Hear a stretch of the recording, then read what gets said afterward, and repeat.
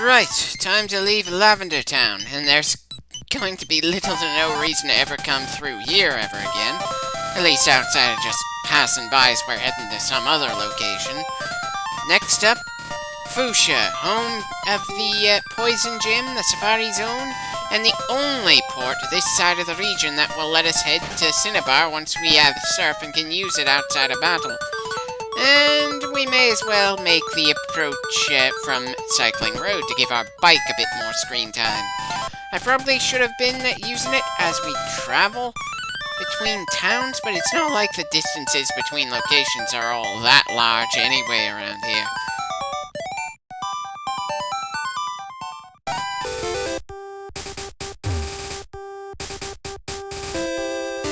Well, it's a little hard to see a slope considering the two-dimensional art style here, and before we deal with that Snorlax, one of only two in the entire game, let's see what's behind the tree up there.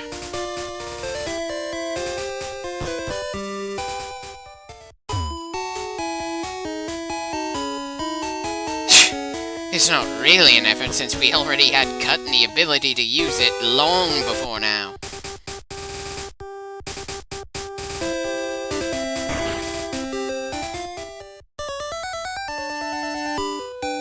Kinda sad that it's easier for me to find the supposedly hidden fly HM than it is for me to find the guy who had the item finder for us.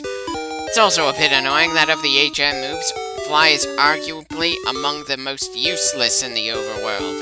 Sure, let's just go back to any town we've already gone through, but just how much backtracking has there been in this game's story? Ugh. Sure, we could fly all the way to Pallet if we wanted to get to Cinnabar with less trouble than if we just came from Fuchsia, but that would deny us a lot of trainer battles and plenty of levels to get stronger.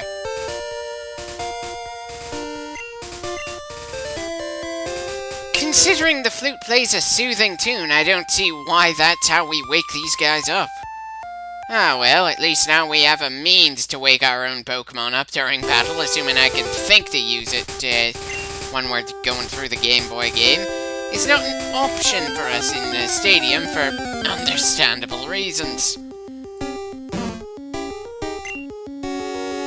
If we capture this thing, it's not going to be getting on the scorecard. Kind of appreciate that it's the same level as the Marowak we dealt with in the tower. I'm sure the second Snorlax is equally as strong.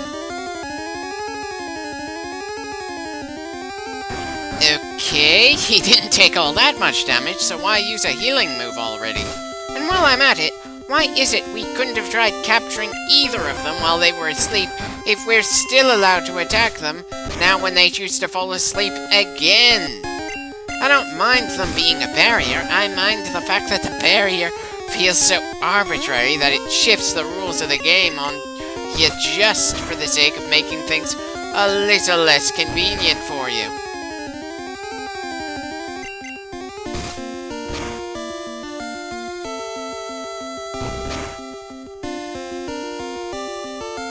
Well, his headbutt had nothing to do with his special stat as far as I know. But that's mostly a guess based on what I've heard other people say is how the stats affect various Pokemon moves in later games. I could be wrong here.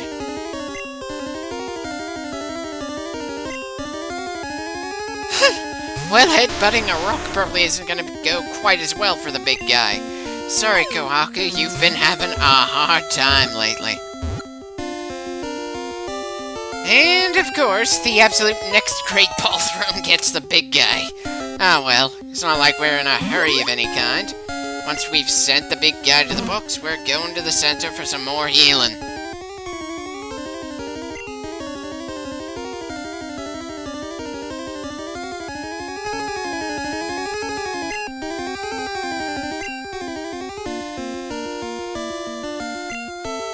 May as well call this fat bastard Yokozuna.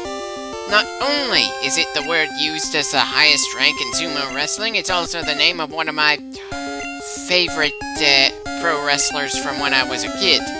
Sure, the WWF wrestler who went by that name was actually a Samoan, not Japanese.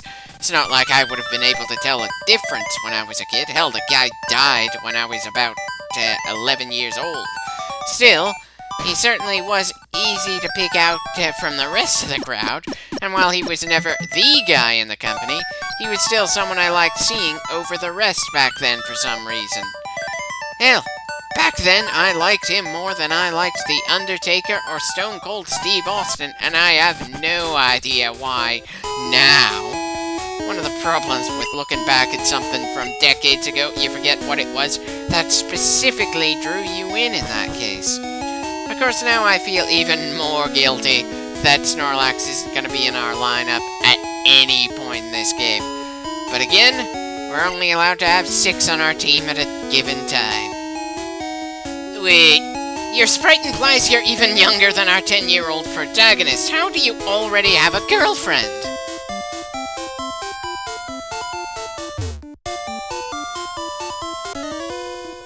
Oh, what I want at the moment is to battle every trainer in the Cycling Road.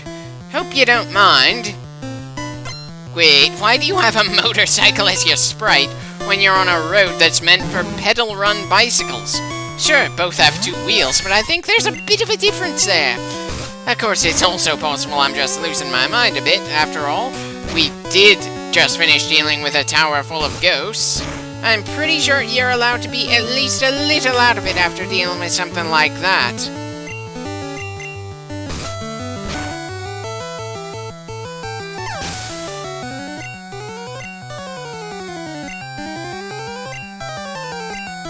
Well, no reason to get Kohaku out of the fight right now. It's certainly not like he can be poisoned.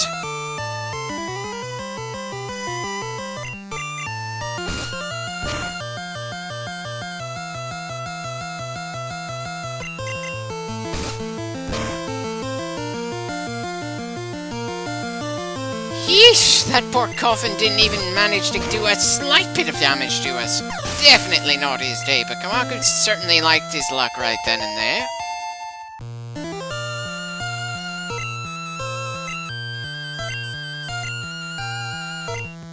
Sorry, Fury is another normal type move, and I feel like we've got enough of those on Kohaku at this point. Still, may as well get rid of Leer, since I'm not really one for debuff moves anyway.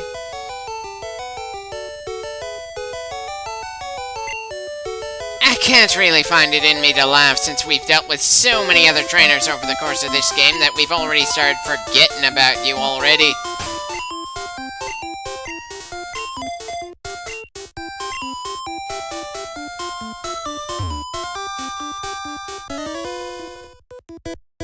Oh, I'd rather not. At least not for free. Sure, we got it for free, and it's not like we've got all that many money needs at this point in the game, but still, it's the principle of the matter here. By the way, was there a particular reason that guy had a bull head on his jockstrap there?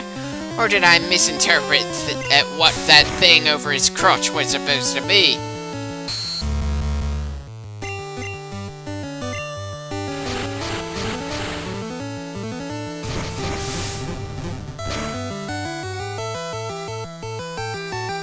That probably should have been my opening move, even if it's not actually super effective against fighting types.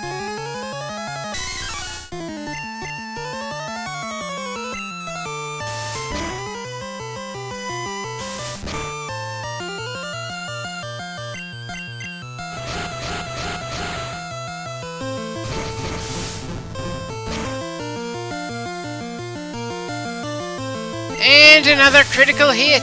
That certainly implies Razor Leaf is our strongest move at this point.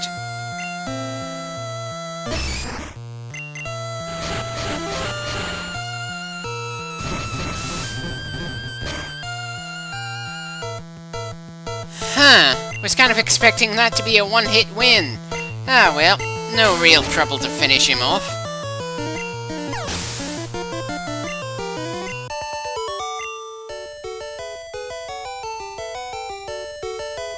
Three knockouts, in fact.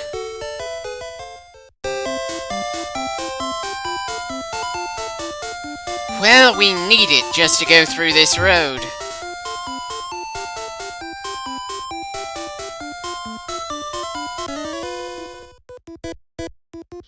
Don't worry, I'm not that shy in this kind of situation. After all, we've had quite a bit of practice this far in.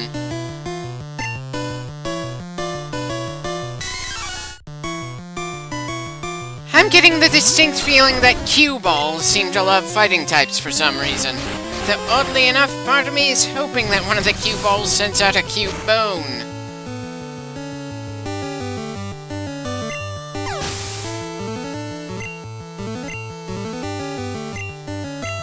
Well, it's clear this one isn't gonna go for that cheap kind of chuckle.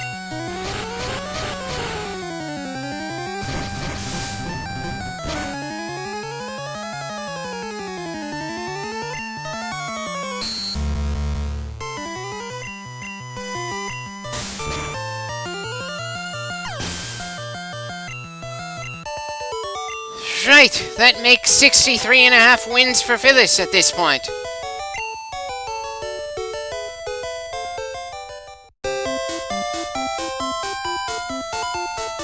Well, if you hate losing so much, I'd suggest staying away from anything especially competitive. It's a simple solution, but it does wonders for your stress levels.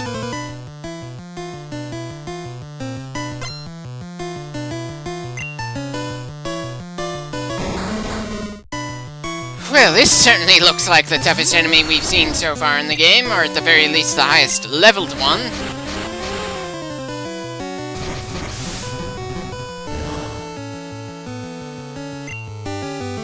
Okay, so Razor Leaf isn't so painful to this guy, even if we're still getting plenty of critical hits in.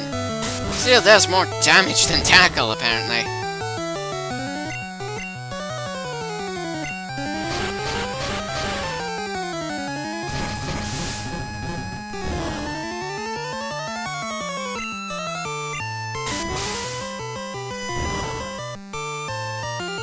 Okay, so we're both in yellow condition right now. Bit concerning, but I'm pretty sure we'll come out on top as we keep trading blows.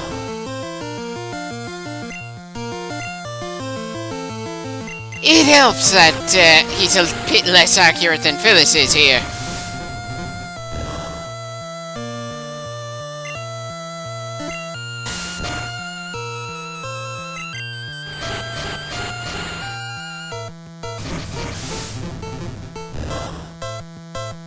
And that does it. The Weezing is down. Not an especially memorable fight, but then not all of them can be.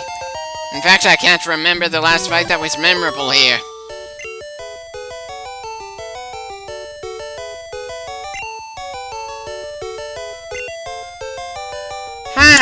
So Phyllis has finally made it to his third and final form.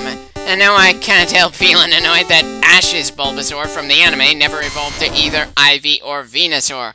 I've probably already complained about the fact that Ash kept his Squirtle and Bulbasaur in their basic forms, while his Charmander went all the way to the strongest he could get. Yeah, for God's sakes, the other two starters from the first generation deserved better than what they got from the TV show. Ah well, with that done, I think I need to go through a bit of annoyance to get more of the team to their final form. After all, since I'm emulating the old game, I do have the ability to trade with myself, therefore getting Marble back to Gullum and Neo to Alakazam. Given the fact that we saw Blue Team with a Machamp in the previous bout, I'm pretty sure the biggest surprise is that despite the Red versus Blue segments, that the two sessions are not actually neck and neck on the way to the ending here. I've been copying the save files for Pokemon Stadium later, and I recorded the Stadium segment when I was done with everything else in the base game. Little annoying, but so's the fact that I had to fool my computer into thinking it's two separate Game Boys at the same damn time. Technically speaking, it's not something that would strain the processing power of a machine made so many decades after the original Pokemon was released. Still, arguably more trouble than it's worth, and I'm not too sure yet if I'm gonna be doing anything like this for the second generation playthrough, or any of the later playthroughs for that matter.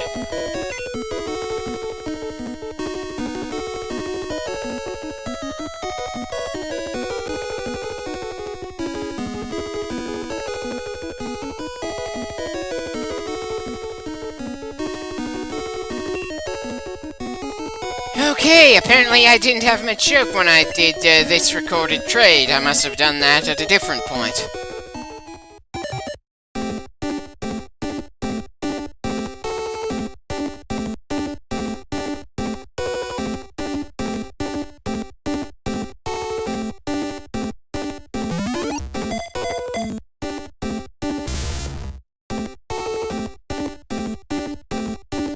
Wonder why we don't see the nicknames when we make the trades like this. It's not that big of a deal, but it's still something that caught my attention. Especially since you can't change the nickname of a Pokemon that's been traded.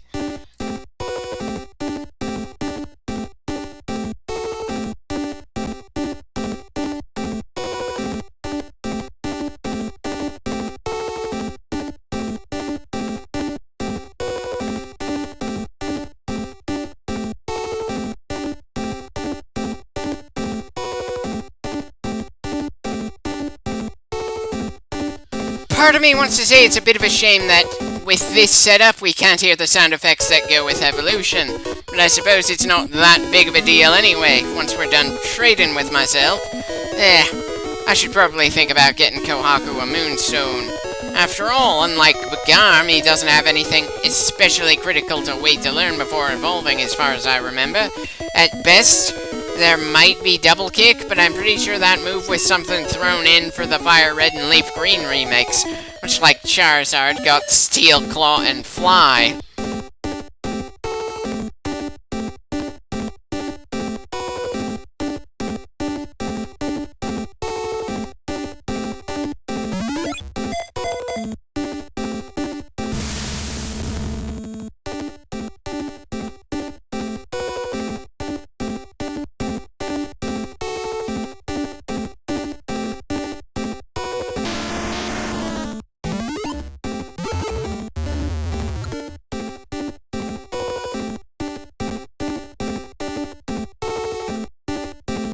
Kind of odd that the transfer process doesn't look especially in sync when the entire point is you've got two Game Boys connected to each other doing the same thing. Of course, part of me is also regretting the fact that I had the background image be that simple trading Pokeball thing instead of something more interesting. Of course, most of the Pokemon fan art and images I've downloaded over the years, I don't remember who drew which of them. And I'm pretty sure it's frowned upon to use other people's Pokemon fan art without acknowledging them in your Pokemon video, even if you're not making any money off of it. Still, maybe I can find something when I finally get to the second generation playthrough. Though considering I've got a number of Metroid games I want to LP and a number of various role-player and real-time strategies on that list, it's probably gonna take me a while to get to Gold, Silver, and Crystal's generation.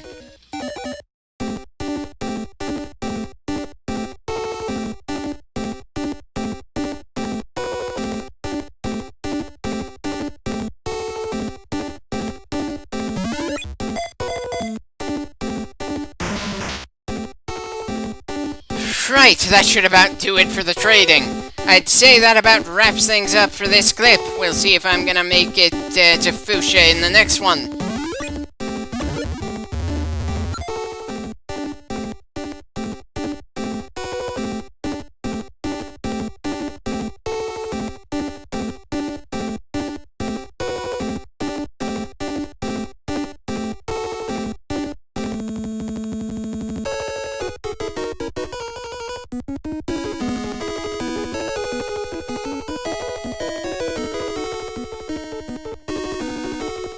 Right! Is there anything special we need to do in order to get out of the trading room? Maybe call the Kingmaker from the Matrix series to open a mysterious door for us? Or is the only way out of here to simply press restart?